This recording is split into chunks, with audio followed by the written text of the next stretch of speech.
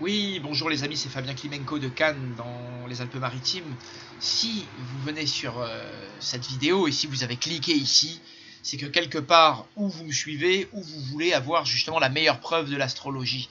Et laissez-moi vous dire quelque chose, il n'y a pas dans beaucoup de cas deux meilleures preuves ou deux causes ou une seule cause. C'est jamais monocausal et il n'y a jamais une meilleure preuve.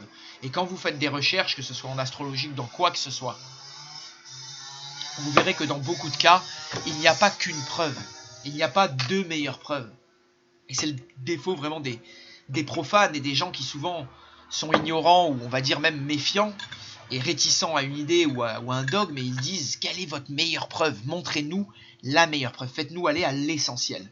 Et c'est vrai qu'en astrologie, beaucoup de gens ont essayé de faire ça et d'apporter la preuve, la meilleure preuve. Certains par les prédictions, certains par les statistiques, comme par exemple je pense à Gauquelin.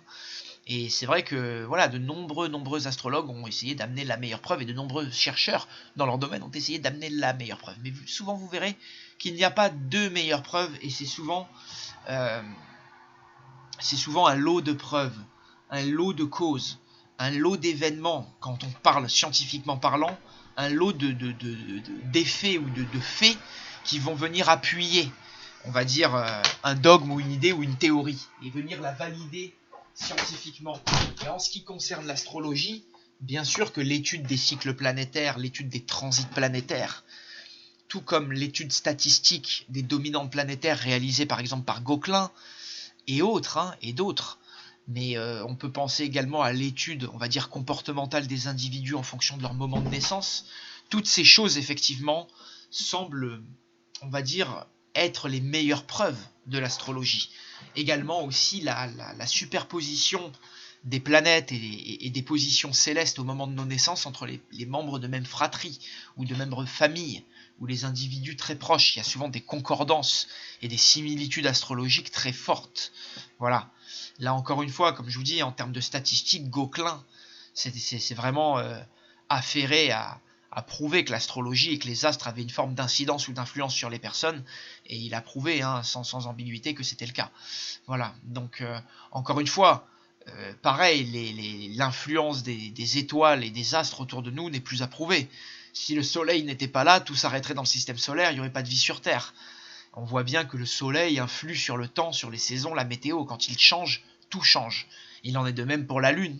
En plus des menstruations féminines et des marées, il est communément prouvé que la Lune agit sur les événements, les comportements humains, les motivités humaines, et tout astrologue le sait très bien. Et comme les phases de lune croissantes et décroissantes agissent énormément sur le métabolisme. Par exemple, pour info, on saigne beaucoup plus en pleine lune, et on déconseillera les grosses chirurgies autour de pleine lune, et d'autres facteurs également. Mais c'est vrai qu'on sait que par exemple sous une pleine lune, il va y avoir plus de saignement, ou qu'en phase décroissante, une grosse chirurgie, une grosse opération va être beaucoup plus dure on va dire, à récupérer ou à se cicatriser, à se rétablir. Et donc le patient, le sujet à se rétablir. Donc là encore une fois, vous voyez, il y a pas mal de traditions et d'expérimentations qui ont donné raison à l'astrologie dans les domaines, on va dire, médical, prévisionnel ou comportementaux des individus. Et encore une fois, il n'y a pas de meilleure preuve. Il y a un lot de preuves, et quand on commence vraiment à creuser, on s'aperçoit effectivement qu'il n'y a pas une preuve, quoi. Et souvent, c'est le cas pour beaucoup de choses. Pour beaucoup de domaines de vie, les gens attendent une preuve, un élément qui fait tout basculer, qui vient amener une nouvelle lumière sur une situation. Souvent, les gens attendent cet événement, on va dire cette preuve, cette preuve indémontable. Et c'est vrai que elle est très dure à trouver dans tous les domaines. Et souvent, vous verrez, c'est un lot de preuves, un lot de recherches qui va amener effectivement ce côté indémontable.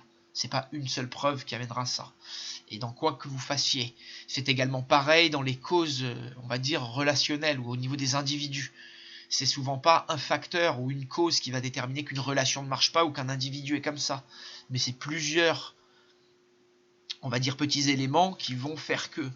Et pareil dans une relation. Souvent les gens cherchent la cause, pourquoi cette personne ne m'aime pas, pourquoi on n'est pas fait pour aller ensemble, pourquoi ça ne fonctionne pas. Et souvent il y a un lot de causes. C'est pas une cause, c'est pas monocausal. Voilà.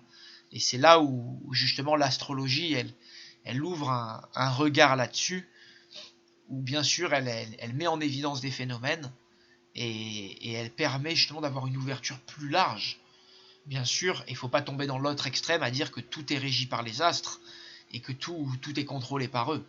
Sinon ça serait plus possible, vous voyez, c'est un autre extrême justement ça. Il ne faut pas virer dans l'extrême à penser qu'il n'y a aucune influence et qu'on va dire les événements extérieurs dans la vie n'influencent personne. Bien sûr que les événements extérieurs nous influencent et qu'il y a des tas d'éléments hors de notre portée.